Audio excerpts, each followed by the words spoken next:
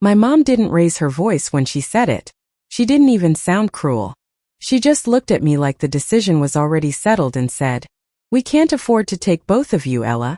Everything's already booked. Your sister is going. You'll understand. You always do." That sentence did something to me. Not loudly, not all at once. It cracked something that had been bending for 26 years. I'd been the understanding one my entire life. The reliable daughter. The one who stayed behind, picked up extra shifts, paid bills without being asked, and quietly kept the house running while everyone else lived their lives. And now I was supposed to smile while they packed bikinis and beach outfits for her. And left me standing there like a piece of furniture they didn't feel like moving. I laughed, but it came out wrong. Too sharp. Too hollow. "Right," I said. "Of course I understand." They nodded, relieved. To them, it was just another moment where I'd swallow the disappointment and move on. What they didn't know was that while they were planning a vacation, I was planning something else entirely. For the first time in my life, I wasn't thinking about how to survive in that house. I was thinking about how to leave it, and what I was going to take back with me when I did. They kept explaining it like math would make it fair. Budgets. Timing. Promises already made. They talked like words could erase patterns.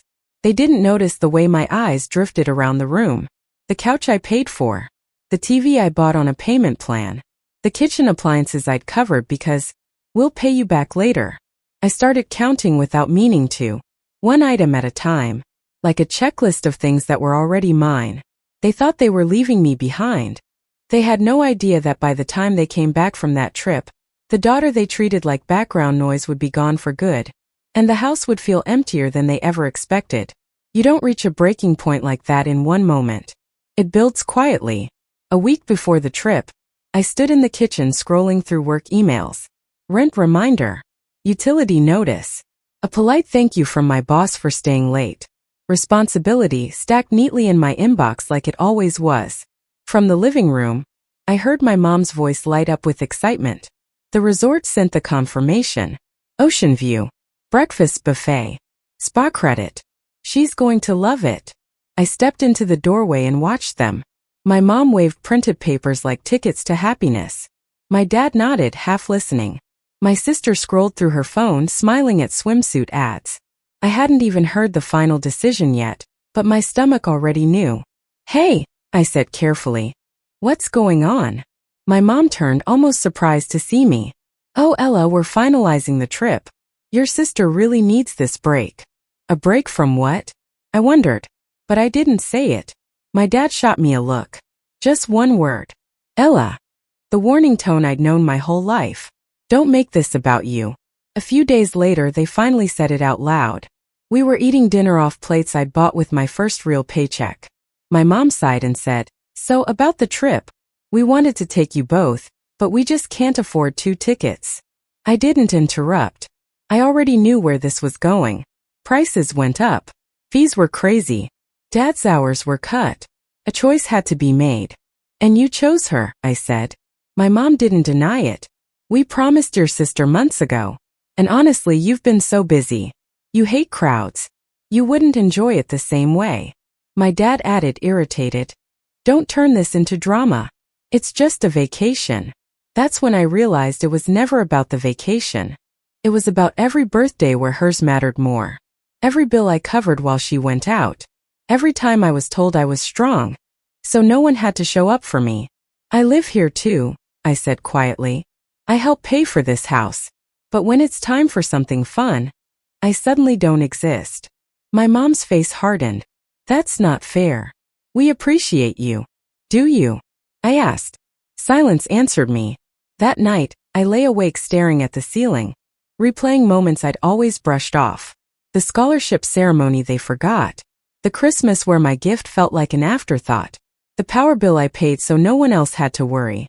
They had trained me to accept being invisible. But this time the anger didn't fade. It sharpened. And by the time they zipped their suitcases, I knew one thing for sure. I wasn't staying behind again. Before we continue, don't forget to subscribe for more stories like this. If you're enjoying this so far, give it a like, it really helps the channel. And comment below what you would have done in this situation. The morning they left for the airport felt surreal. Suitcases lined up neatly by the door. My sister twirled in front of the mirror, checking her outfit one last time. My mom reminded her to charge her phone and tag the resort on Instagram. My dad joked about airport coffee prices like this was just another normal family moment. And maybe for them it was. I stood in the kitchen holding a mug I didn't even want, watching it all like a scene I'd already lived too many times. My mom hugged me quickly, distracted. "Don't forget to water the plants," she said. "And if any packages come, just put them in the hallway. We'll bring you something nice from the gift shop." Something nice. I nodded. "Sure. Have fun." My dad patted my shoulder. "It's only a week. Try to relax for once." Then they were gone. The front door closed. Their laughter faded down the driveway. The engine started, then disappeared. The silence that followed felt heavy and oddly satisfying. I set the mug down and walked into the living room. Really looked this time. The couch, the TV, the coffee table, the shelves, the microwave, the blender, the dishes, the rug under the table. Mine. Every single thing they told me they couldn't afford to replace. Every purchase justified with, "You're the one with the stable job." Every promise of "we'll pay you back." I went into my bedroom and pulled a folder from the bottom drawer of my desk. Receipts, invoices, email confirmations, proof. I hadn't saved them out of spite. I think deep down I'd saved them because some part of me always knew this day would come. I picked up my phone and called a moving company. "It's mostly furniture and appliances," I said calmly. "Everything I personally paid for.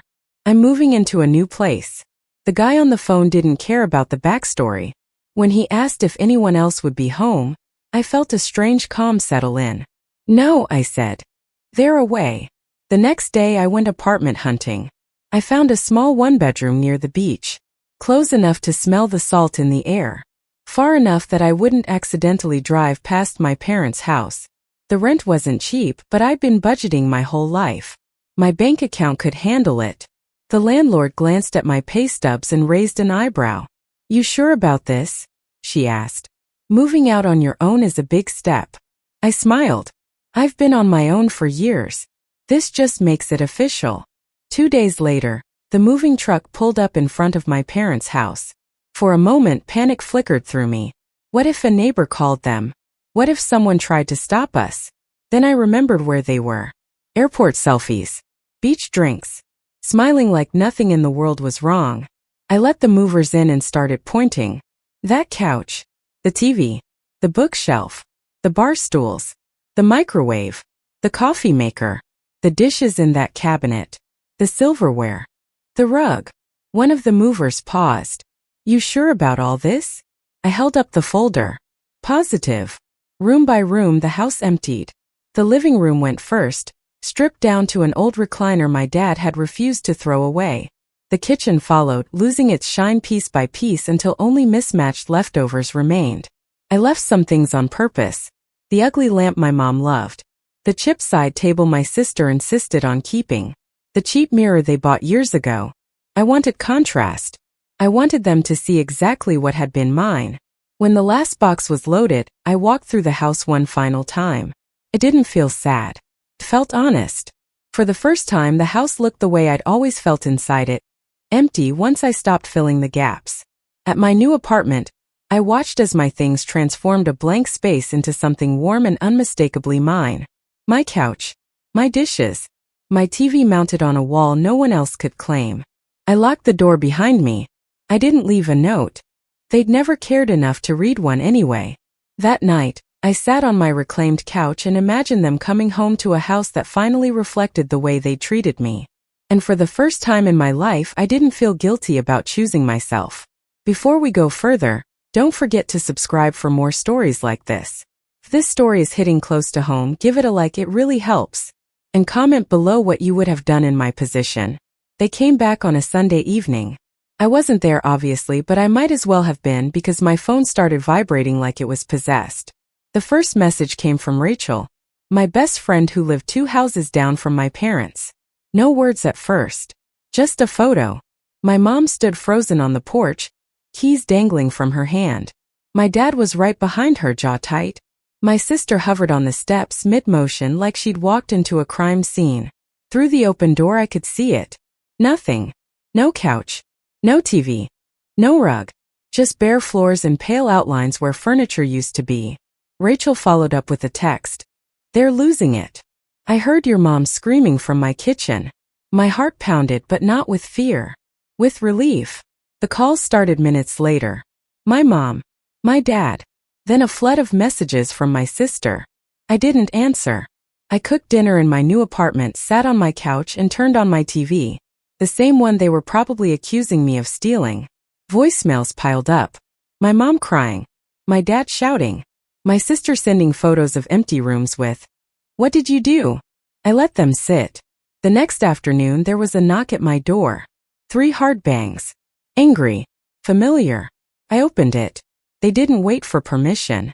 My parents pushed past me, eyes darting around my apartment like detectives.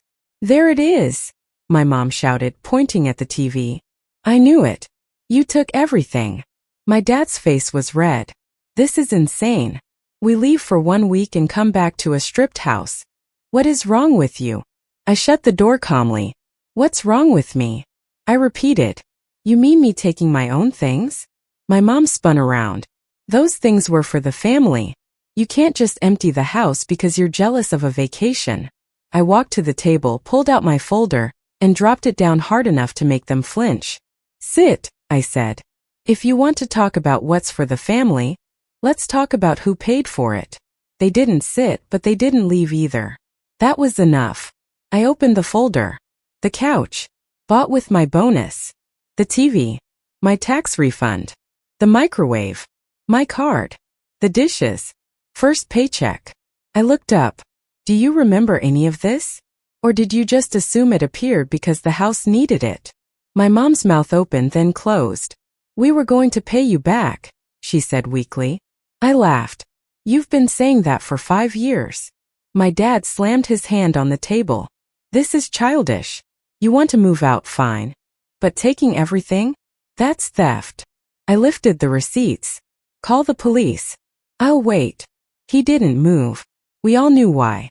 Because explaining the truth out loud would expose just how much they'd leaned on me. The room went quiet. Finally, my mom sank into one of my chairs. "We were so scared when we got home," she said. "We thought something had happened to you." "No," I corrected. "You were scared about the furniture." "When was the last time you were scared about me?" No one answered. "I'm not coming back," I said. "I'm done being the backup daughter who holds everything together, so you can pretend the favorite is the only one who matters." My dad rubbed his face. "So that's it? You cut us off over a vacation?" I shook my head. "No. Over years of being invisible." They left quietly. No slammed doors. Just heavy footsteps. I locked the door behind them and leaned against it, my heart racing. I expected guilt. Instead, I felt clean. The fallout spread fast. In a small town, people talk. Some painted me as cruel. Others whispered, "Good for her." My sister tried to control the narrative online. It backfired. People asked questions. Real ones. Why was Ella left behind? Didn't she help pay for everything? Meanwhile, my parents were forced to live in the emptiness they'd created. An echoing house. Constant arguments. Bills they suddenly had to handle themselves. My sister called a week later. This time I answered. She admitted she'd enjoyed the favoritism. That she'd known the trip was wrong and went anyway. "I wanted it," she said quietly. "So I ignored what it cost you." That honesty mattered. I didn't forgive her instantly, but I didn't shut the door either. My parents reached out later. Apologies. Regret. Promises. I set boundaries instead of fixing them. Therapy or distance. Respect or nothing. For the first time, I wasn't negotiating my worth. Months passed. I got promoted at work. My apartment became home. I built savings labeled Future Ella. Money that wasn't secretly reserved for someone else's emergency. And one night, sitting alone on my couch, I realized something important. My revenge wasn't the empty house. It wasn't the gossip. It wasn't even watching them struggle without me. My real revenge was this: I stopped being invisible. I stopped explaining. I stopped understanding at my own expense. I took my life back.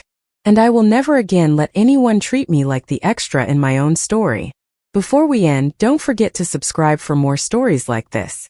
If this story resonated with you, give it a like, it truly helps. And comment below. Would you walk away quietly? Or make them feel the emptiness they created? Your story matters.